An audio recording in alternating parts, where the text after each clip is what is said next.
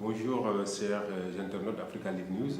Nous avons le plaisir de recevoir aujourd'hui comme premier invité à votre premier numéro, le leader du mois, Maître Ababakar Fall, qui vient d'être cité parmi les 500 personnalités qui ont fait bouger l'Afrique en 2015. Bonjour, Maître Fall. Bonjour, Monsieur Fall. Alors, Maître Fall, une question classique. Qui est d'abord Maître Fall? Écoutez, je suis sénégalais. J'ai grandi à Saint-Louis et un peu en Casamance, puisque mon père y a été affecté. Je suis revenu faire mon bac à Dakar et ensuite je suis allé en France. J'ai fait des études de droit en France, à Paris 10 et à la Sorbonne. Et ensuite j'ai fait une thèse de droit, à l'issue de laquelle je me suis inscrit au barreau du Sénégal, où j'ai passé quelques années avant de retourner en France. Je me suis inscrit au barreau de Paris. Après une pratique donc, dans ces deux pays, je suis allé aux États-Unis faire un master de droit où j'ai également effectué quelques stages dans les cabinets américains.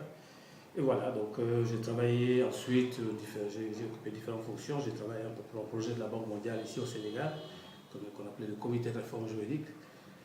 À l'issue de cette période, je suis allé ensuite à la Banque africaine de développement où j'ai travaillé pendant plus d'une dizaine d'années comme conseiller juridique principal.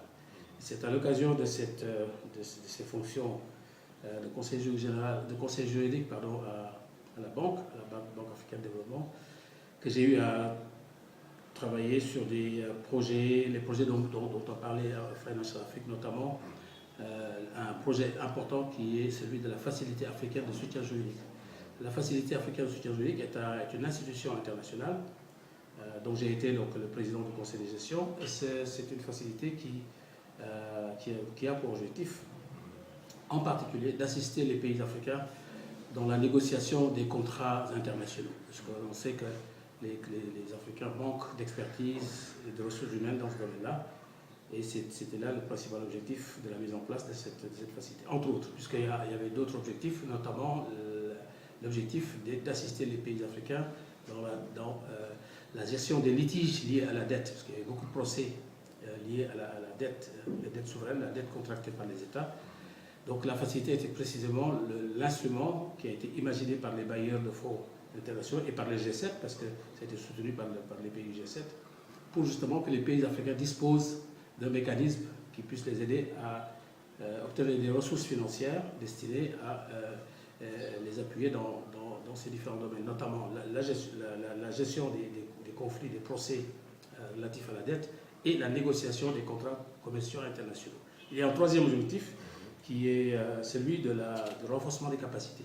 Parce qu'effectivement, il fallait penser à surtout mettre en place un mécanisme destiné également à former les juristes des pays africains pour leur permettre précisément d'assister les États, les gouvernements dans les différents domaines que j'ai évoqués tout à l'heure, notamment la gestion de la dette souveraine et la question de la négociation des contrats commerciaux complexes.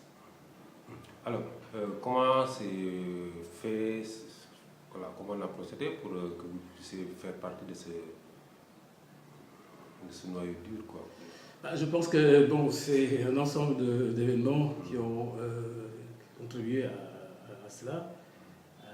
Bon, je publie beaucoup d'articles et des interviews également dans différentes revues ou dans différents journaux. J'ai publié dans Le Soleil et dans d'autres quotidiens sinon, mais je publie également à l'international.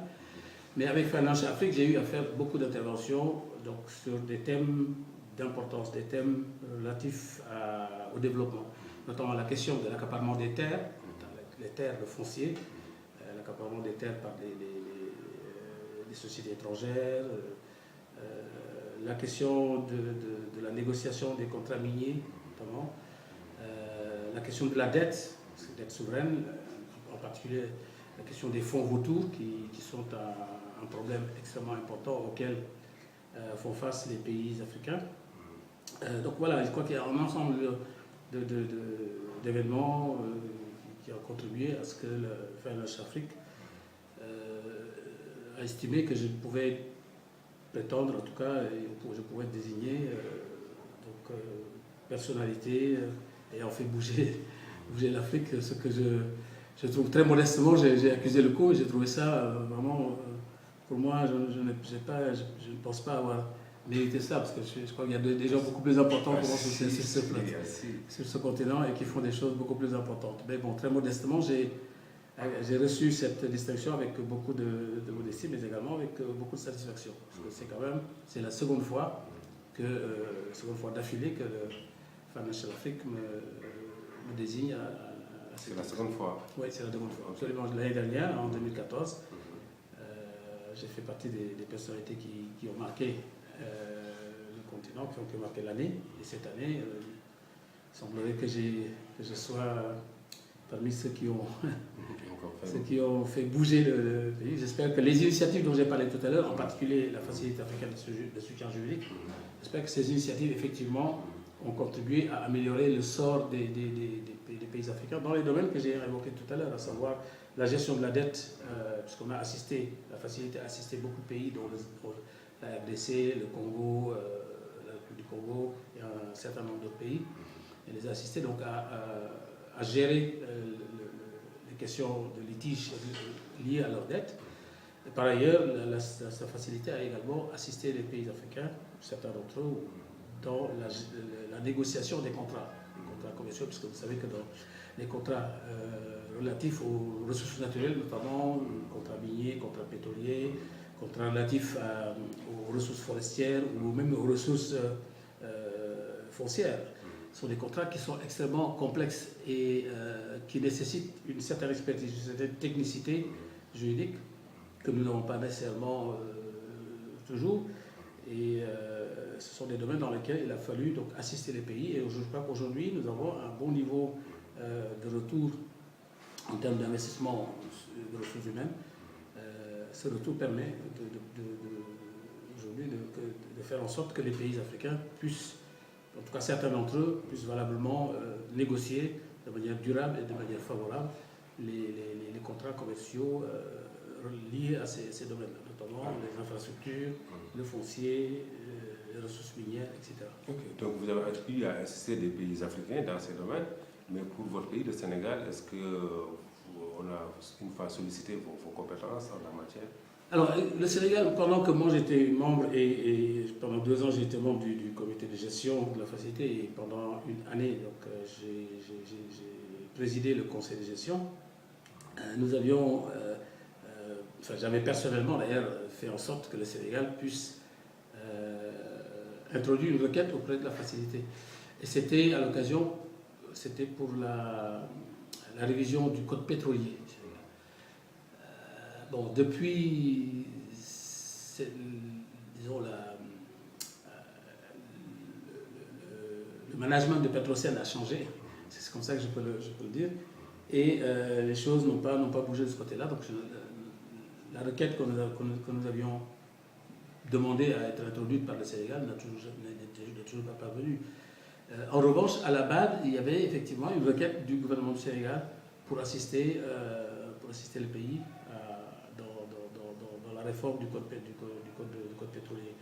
Mais au niveau de la Facilité, je pense que rien n'a été fait, alors même qu'on avait suscité quand même cette requête. On avait demandé à ce que le Sénégal prépare une requête. J'avais personnellement rencontré à l'occasion les dirigeants du conseil d'administration de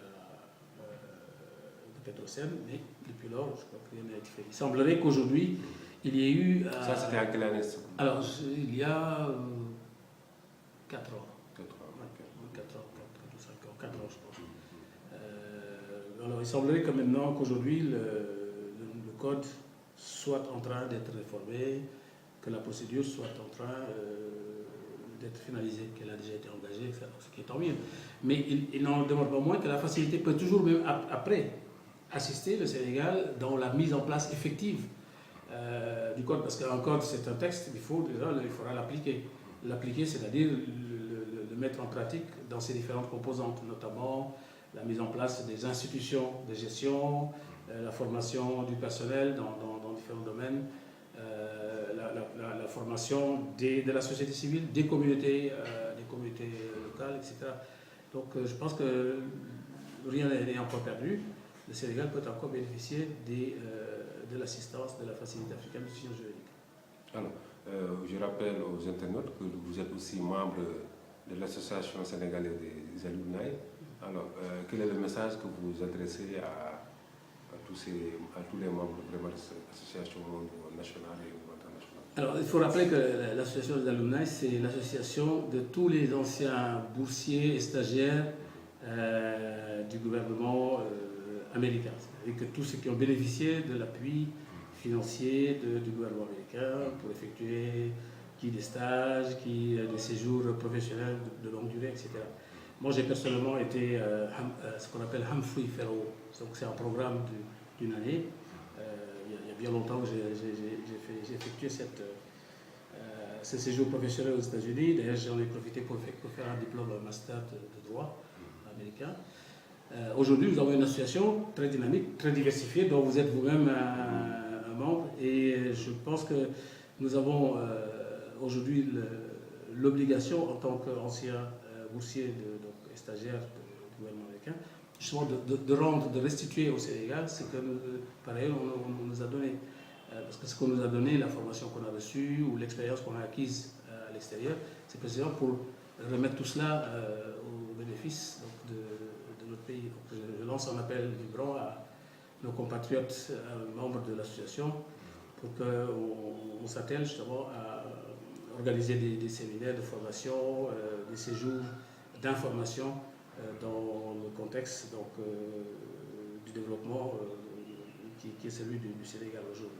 Donc c'est un élément important, puisque l'association est un vivier extrêmement fertile de compétences, d'expertise. Donc il faudrait que le gouvernement également sache qu'il y a là aujourd'hui au Sénégal un vivier très fertile dans lequel il peut puiser, puisque les expériences, encore une fois, y ont été formées, y ont été rassemblées. Donc je crois que c'est un message très important, aussi bien à l'endroit des alumni eux-mêmes qu'à l'endroit du gouvernement du Sénégal. Donc merci, Maître Fall.